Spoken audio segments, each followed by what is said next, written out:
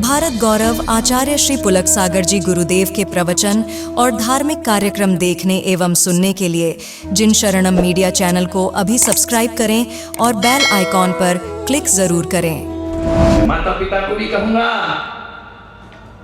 अपने बच्चों को बहुत कुछ बनाना चाहते हैं, पूना भेज दो पढ़ने, भेज दो पढ़ने,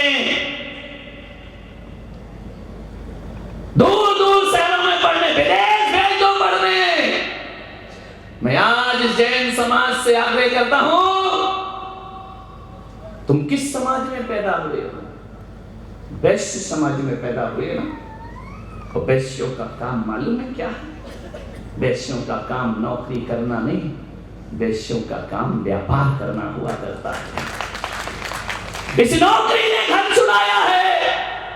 ये नौकरी माँ बाप को अकेला रखती है बुढ़ापे में।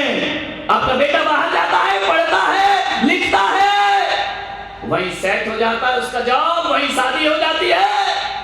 तुम जैसे थे वैसे रह जाते हो जिंदगी में। मैं तो एक निवेदन चाहता हूं कि भले छोटी से छोटी दुकान हो या बड़े से बड़ा माल हो, अपने बच्चों को आज इस वातावरण में नौकरी से वंचित रखिए, उन्हें सेठ बनाने का प्रयास करिए, व्यापारी बनाने का प्रयास करिए, उन्हें ऐसा पुरुषार्थ करिए हमारे बच्चे व्यापार करें। जो जिस समाज के लिए है, क्षत्रियों का काम देश की रक्षा करना है, ब्राह्मणों का काम व्रतों को वारण करना है, और वैश्यों का काम व्यापार करना। बूढ़े माँ बाप हो जाते हैं, बच्चे बाहर पढ़ते हैं, वही सेट हो जाते हैं, विदेश में ही रहने लगते हैं। माँ बाप को महीना भेज देते, इस महीने का खर्चे से जिंदगी काट लेना। बुढ़ापे में माँ बाप अकेले पड़े हुए हैं। और आप भी बड़े, बच्चा पैदा होता है, आप भी ख्वाब देखते हो मेरा बच्चा फॉरेन जाकर पढ़ेगा, मेरा बच्चा विदेश में जाकर पढ़ेगा। नहीं मेरे भाई, मैं पीड़ा बता रहा हूं आज के माँ बाप की। मेरे पास लोग आते हैं, कहते हैं कि महाराज बहुत बड़ा व्यापार जमाया मैंने, बड़ौदा में मेरा एक भक्त है, बहुत बड़ा व्यापार जमाया, बेटे को विदेश पढ़ने के लिए भेजा, बेटा वापस नहीं आना चाहता है। अब इस व्यापार का मैं क्या करूं? मेरी एक ही औलाद है। धीरे धीरे फैक्ट्रियां बंद कर रहा हूं मैं। मान्यवर, ये कैसा वातावरण हमारे देश में निर्मित हो रहा है? बिच्छीवाड़ा का सोचता है कि उदयपुर जाके पढ़ो, उदयपुर का सोचता है अहमदाबाद जाकर पढ़ो, अहमदाबाद का सोचता है बंबई जाकर पढ़ो, बंबई का पूना जाना चाहता है, पूना वाला बेंगलोर जाना चाहता है। माँ बाप के पास कोई रहना नहीं चाहता है। बताओ, 5-5, 10-10 साल बेटा तुमसे दूर रहेगा, वो केवल इतना कागजों में लिखेगा, तुम उनके माँ बाप को संवेदनाएं खत्म हो जाएंगे, उसकी याद रखना है। वो उसके तार तुमसे जुड़ नहीं पाएंगे। तुम्हारा और उसका रिश्ता केवल फीस का रिश्ता रहेगा, केवल खर्चों का रिश्ता रहेगा, पैसा भेजने का रिश्ता रहेगा। आत्मा के रिश्ते खत्म हो जाएंगे, ध्यान रखिए। गांव के बच्चे बाहर, हमारी गांव की बेटी गांव में शादी करना नहीं चाहती है। बच्चों को भी, लड़कों को भी क्या करना, उदयपुर में फ्लैट बनाते हैं डमी के लिए, ये हमारा फ्लैट है, हमारा घर है। शादी होने के बाद फिर गांव आ जाता है। ध्यान रखिए, दुर्दशा हो गई समाज की। बेटियां विदेशों में बाहर जाना चाहती, गांव की बेटी गांव में नहीं रहना चाहती है। मैं दावे से कहता हूं, तुम तो गाड़ियों में और हवाई जहाजों में दुनिया घूमते हो ना, मैं नंगे बदन और नंगे पैर हिंदुस्तान की यात्रा करता हूं, एक एक गांव में जाता हूं। और आज मेरा अनुभव है, जो संपन्नता आज भारत में गांव में है, वो संपन्नता शहरों में दिखाई नहीं देती। शहरों में बड़े मकान हैं, मानता हूं, शहरों में गाड़ियां हैं, कार हैं, लेकिन सब लोन पर खड़े हैं। और मेरे बिच्छीवाड़ा वाले ठोक कर मजबूती से अपने मकान बना। रुका हूं मैं कई घरों में। गांव को देखो मेरे भाई, शहरों में किराए का मकान ढूंढ रहे हैं।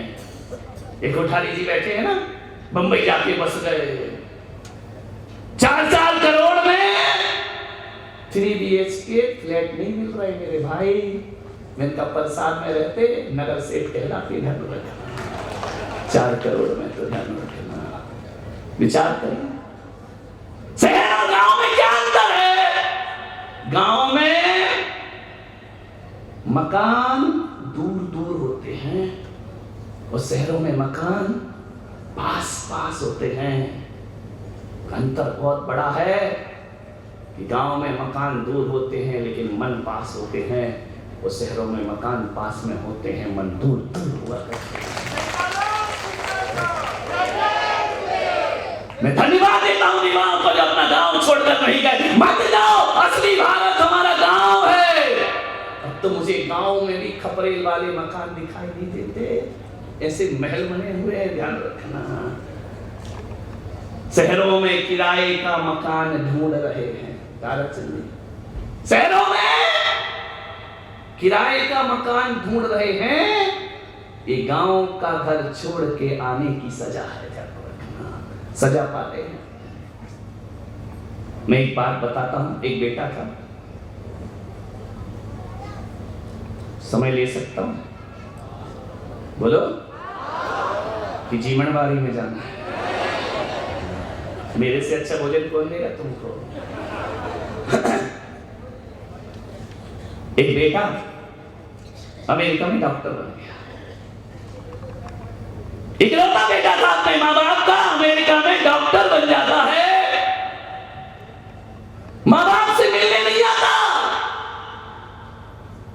माँ बाप ने कहा कि बेटा हमारे यहाँ पंच कल्याणक हो रहा है, आजा।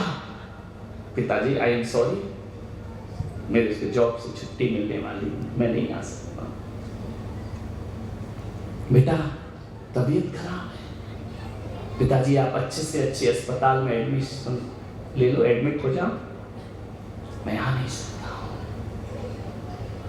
बेटा तेरी मां इंतजार कर रही है, मैं आ नहीं सकता हूं, मम्मी को बोलना।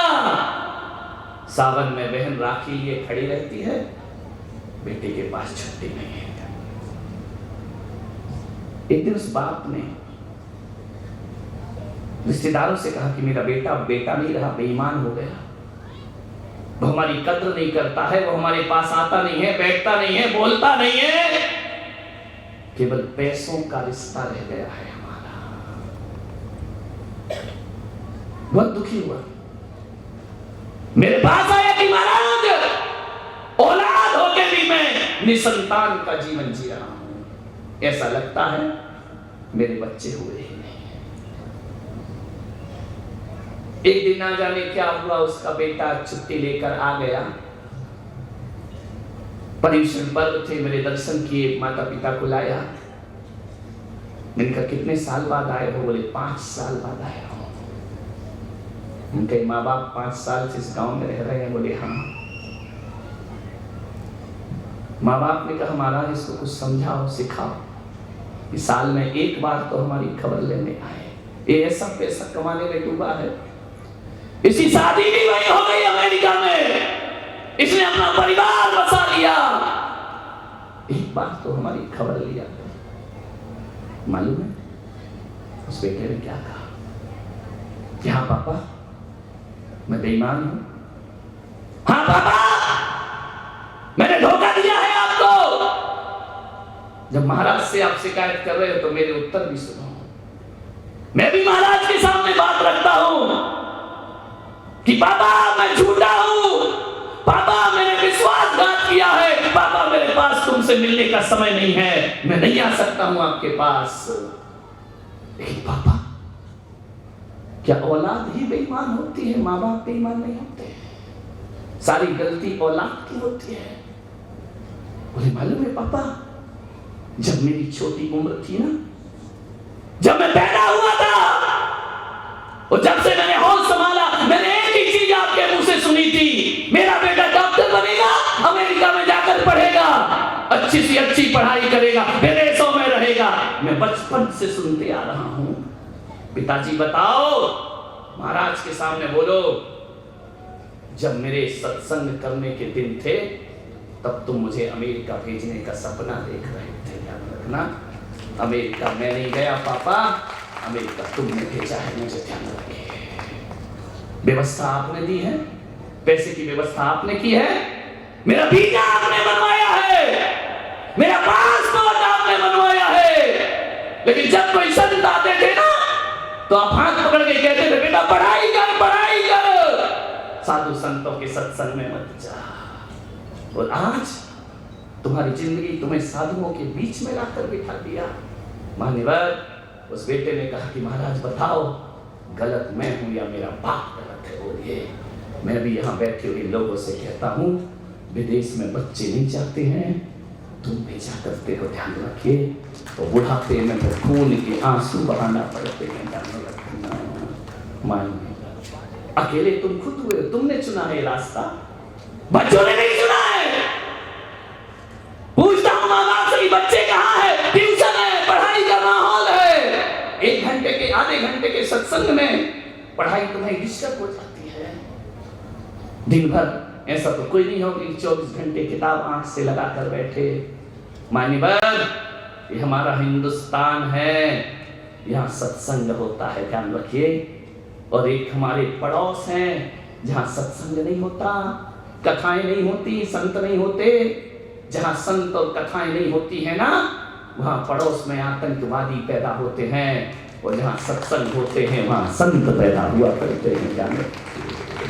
हम संत पैदा हुए। बच्चों इस संस्कृति से, बच्चों से निवेदन करूंगा ऐसा जीवन मत जियो, जरा विदेशों के ख्वाब मत देखो, तीर्थंकरों का चरित्र देखो। मेरा जैन धर्म विदेशों में नहीं पहुंचा। एक पत्रकार ने कहा बौद्ध धर्म पूरे विश्व का धर्म बन गया, ईसाई पूरे विश्व के हो गए, मुसलमान कंट्रियां बहुत हो गई, जैन धर्म क्यों नहीं पहुंचा? इनका नहीं पहुंचा। महात्मा बुद्ध विदेश पहुंच गए, ऐसी जगह पहुंच गए जहां फसलें नहीं होती थी, मांस भक्षण किया जाता था, फसल पैदा ही नहीं होती थी।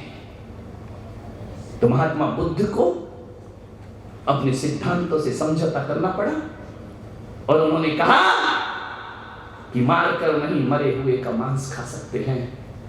मेरे महावीर ने कहा कि जिस बुद्ध ने अहिंसा और करुणा का संदेश दिया, वहां पर कहा कि मरे हुए का खाओ तो दोष नहीं।